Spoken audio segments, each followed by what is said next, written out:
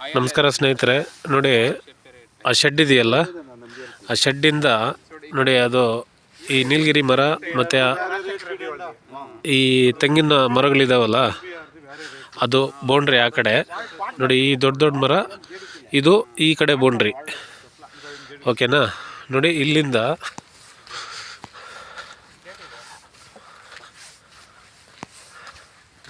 ನೋಡಿ ಆ ಕೊನೆಯಲ್ಲಿ ಕಾಣಿಸ್ತಾ ಇದೆಯಲ್ಲ ನಮ್ಮ ನೀಲಗಿರಿ ಮರ, ನೋಡಿ ಆ ಕೊನೆಯಲ್ಲಿ ಅಲ್ಲೊಂದು ಕಂಬಳಿ ಇವು ರೇಷ್ಮೆ ಬೆಳೆ ಇದೆ. ಆ ಕಡೆ ಕಂಬಳಿ ಗಿಡ ಅವೆಲ್ಲ ಇದ್ದಾವೆ ನೋಡಿ.